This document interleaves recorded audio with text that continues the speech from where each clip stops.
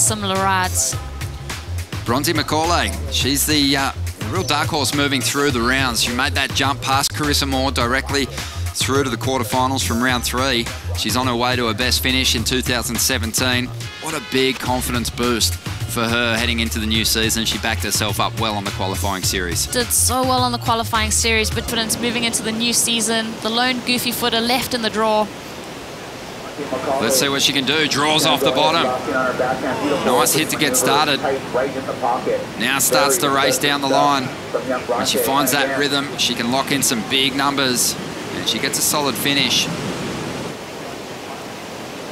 Bronte on her backhand does well to negotiate that steep takeoff straight into that bottom turn, top turn combination. Some time to consider her last maneuver as that wave shuts down. 2 solid turns on her backhand. That kind of performance is going to get you event wins, and that's what Malia really needs to do to get herself in the title conversation, as we see Carissa up on her second ride. Needs a 5.54 to get herself in front. Flowing nicely on a wave that's got a lot of foam on the face, which makes it difficult to really lay that board over, Rosie. You can get a bit slippery on the open face when it's like that. Yep. Opportunity for Bronte now out the back with priority. Yeah, we see that bit of froth coming up the face of this wave throughout this ride. Carissa nonetheless just lays that rail over. She almost gets a little bit caught up there on that third turn, but finds a good pace throughout that wave. But there were those sticky moments happening for Carissa, and that was due to this froth on the face. You can tell that there's a lot of bump to contend with. She's just looking to kind of find the steep section and tag these certain sections. It's not as steep of a wave as what we've seen on the sets. And our two-time world champ now, Tyler Wright. Carissa making her move.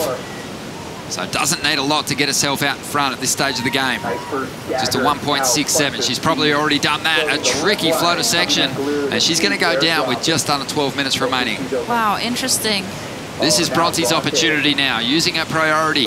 Trying to back up that 6.33. Draws off the bottom into that first section. A bit of a transition turn. And she's going to pull through the back. She should get back to that position of priority, but she might.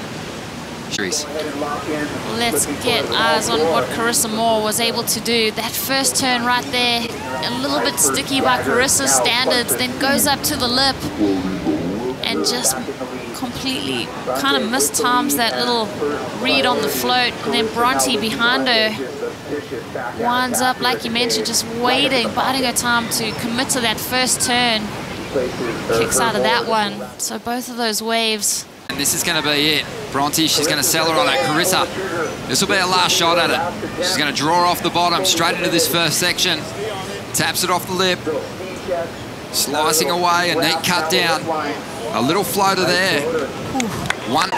And right behind her, Bronte's going to get an opportunity to get rid of a 3.3. Rounding the corner here and approaching the lip right in the pocket. Transition turn there, Bronte. Now wrapped. And she just never really had her timing right on that wave and doesn't complete the ride. So this is a very anxious moment, nervous times. Let's have a look at Carissa's ride. Well, Carissa stroking into this one, a 4.80. Sears it off the top twice, third time. So kind of like a safety turn. She knew she couldn't afford to fall off on that last maneuver. Incredible. You know, you can't take it away from Bronte. She started strong. She held her lead. She maintained control throughout that heat and really applied the pressure to Carissa Moore.